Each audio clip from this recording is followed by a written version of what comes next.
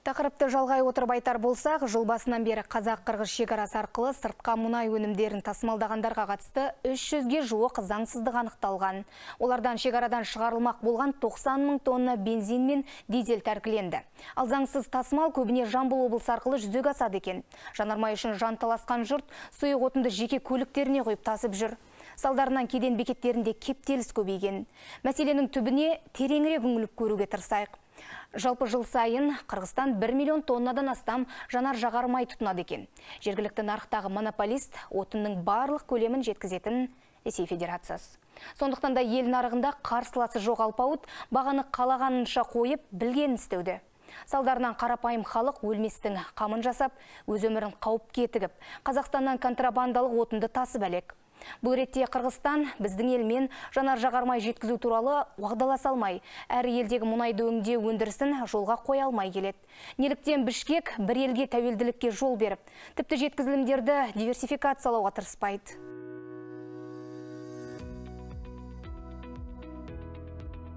Кыргызстанга Казакстандан аткезчилик жол менен келген күйүүчү майлоочу майлардын сатылуусу токтобой келет. Өзгөчө Чүй жана Талас облустарынын аймактарында, Бишкек шаарында ачыктан ачык эле коопсуздук эрежелери сакталбастан жол боюнда бөтөлкөлөргө куюп сатышууда. Базар баасынан 10дон 17 сомго чейин арзан. Анткени Казакстандагы жергиликтүү калкка күйүүчү майлоочу майлар буга чейин арзан сатылып, андан пайдаланган бензин бизнесиндегилер ташып келишип, сатууга таратып жатышкан. Бирок 12 апрелден баштап Казакстанда бензиндин баасы көтөрүлдү. Казак өкмөтү бааны турукташтырып, кошун өлкөлөрдөгү баа айырмачылыгын азайтуу үчүн ушундай чечим кабыл алды. 182-187 теңгеге саудаланып келген АИ-92 және АИ-93 маркалы бензин 11%-га өсүп, енді 205 теңге болду. Дизель куну 1-20%-га көтерилди. Кыргызстан жылына 1 миллион тоннадан ашык күйүүчү майлоочу май керек дейт. Жергиликтүү рынокто монополия Россия болуп саналат. Ал жактан күйүүчү майдын бардык көлөмү ташылат. Ошол эле учурда коңш өлкөлөр Кыргызстан менен Казакстан күйүүчү майлоочу майларды жеткирүү боюнча тил табыша албай жаткандыгын казак басылмалары жазышкан.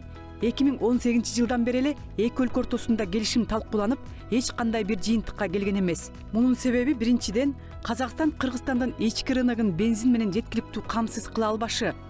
Былтыр мисалы үчүн мындай болчу. 650 миң тонна бензин, 550 миң тонна дизель отыны болчу, индикатор Россиядан ташылып келгенчи, ал 1 миллион 200 миң тонна.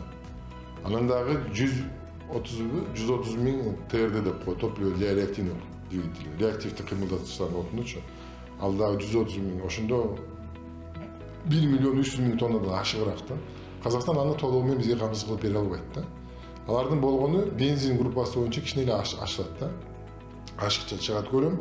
Анысы дагы ар жыл сайын арканда да 200 миң тонна, 100 миң тонна, 300 миң тонна деп айтылат да. Биз эми ошол кичинекей көлөмгөчү, мисалы үчүн 100 миң болсо бизге бензин группасы бир 2 айга эле да, ички керектүүбүзгөчү. Анын калган убакта алар менен келишим түзүп алсак, Россия болсо айтат, эгерде казактар менен силер ошол келишимге кол койсоңор, канча көлөм алсаңар, биз ошого кыскарталы дейт да. А Казакстандын бир заводу иштебей калса, алардын 3 эле ири заводу бар да, бир завод иштебей калса, алардын 30% түшүп калат да. Анан аны бизге толугу менен кепилдик кылып бере албайт да. Үзгүлтүксүз ошол көлөмдү толугу менен кое бермечи. Ошол келишимде дагы ошондой баягы пункттар бар экен да. Ошолорду биздин мына тиешелүү министерство ведомстволор талкуулап, анан кийин айтып атышпайбы. Эгерде бизде ушундай көйгөйлөр бар экен, эгерде ушундай бирдеке аткарылбай калса, бизде анда үзгүлтүккө учурап калат экенбиз. Толугу менен камсыз кыла албай калса, анда бизде таңкыстык пайда болот, тартыштык пайда болот дагы. Биздин жарандар кыйналып калат. Ошондуктан биз мындай келишим кое албайбыз деп, кандай талкуулоолор бүгүнкү күнгө чейин келип атат да. Ошондой эле Казакстан башка өлкөлөрдөгүдөй эле базар баасы менен сунуштап жаткандыгы Нефтетрейдерлер ассоциациясынын президенти Канат Эшатовдун айтымында жакын болгондуктан жол кире арзан болмок, бирок баалары боюнча өзгөрүү жок. Ал эми алар сунуштаган бажы төлөмдөрүсүз алып өтүүнү Россияда эле ошондой шартта берип жатат дейт. Биз бааны талкуулоого келгенде алар айтканда биринчи келишимге кол коелу, анан кийин бааны талкуулайбыз депчи. Биз айтып атабыз да, биз билишибиз керек да, бул келишим бизге эмне алып келет да, кайсы жактан бизге ыңгайлуу болот, же болбосо бул жерде биз пайда көрөбүзбү, силер арзан баада бересиңер деп. Алар айтат, жок, бизде баягы ички, баягы бизде бүгүнкү чекене баалар, алар өзүбүздөн гана керектөөчүгө келет. Анткени бизде түздөн түз бааларды көзөмөлдөйт, аларчы. Айтат, биз өзүбүздүн жарандарга өз наркынан дагы арзан бааны коюп берип бүгүнкү күндө сатып атабыз. Ал эми сыртка сатып баштасак, мисалы үчүн Кыргызстанга, биз ошол эле дүйнөлүк баалар менен теңеп туруп, базар баасы менен теңеп туруп, ана сиздерге сунуштайбыз депчи. Ал эмнени билдирет? Ошол эле Россиядан алган баа менен бизге теңеп берет да. Анда бизге сатып алганга кандай ал жерде кызыкчылык болот да. Бир гана бул жерде маселе бар. Казакстан бизге жакын жайгашкан да. Бул жерде жол кирesi арзаныраак болушу мүмкүн да. Мындай ойлоп келгенде 1 литрине эми 1 сом мүмкүн да. 1 сомго чейин арзан болушу мүмкүн да.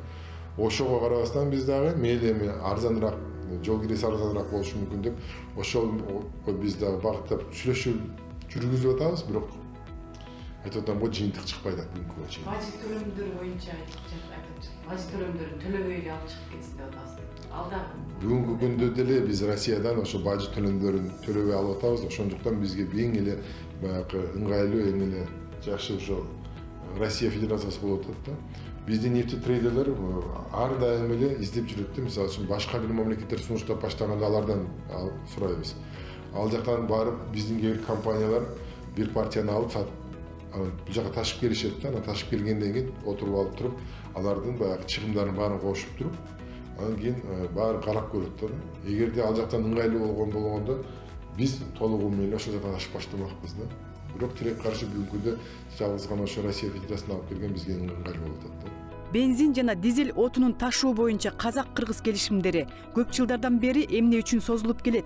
Эки кошуна бир тууган мамлекеттер бир чечимге эмне себептен келе албай жатат? Бул тууралуу энергетика министрлигинен сураганыбызда жооп беришкен жок. Ал эми талдоочулар бул боюнча өкмөттөр аралык тил табышып, дипломатиялык сүйлөшүүлөр керек. Эки кошунанын ортосунда алыш-бериштер болуп туруусу зарыл дейт. Эгерде тил табышып сүйлөшсө эки мамлекеттин ортосунда жакшынакай эле сонун баа менен келмек бизге. Эң негизгиси мен мындай нааразы болуп атканым бажы союзундабыз да.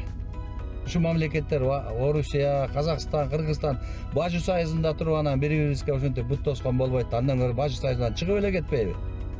Эмнеге анда коркушат анда? Анда башка жак менен сүйлөшүп эле алса болот да. Ушул бааны таможнядан баары тең пошлина салып тиги бул кылып аткандан кийин анда бажы союздун бизге пайдасы эмне деген сөз бар? Айыл чарбанын бүт продукциясы кымбаттап аткан ушундан болуп атат да. Эмне дыйкандар өздөрү келип эле көтөрүп атабы? Ортомчулардын баары барат, ошондо дагы дыйкандар байкуштар арзан сатса, базарга келгенче 4-5 баа кошулуп кетип атат. Учурда бензиндин баасы Россиядагы заводдордун дүң келишим бааларына байланыштуу. Нефтетрейдерлер атайын макулдашуу боюнча бензин наркына тынымсыз көзөмөл жүргүзүп турат. Клара Кудайбергенова, Кыргызстан, Бишкек, Атайын Туран экспресс үчүн.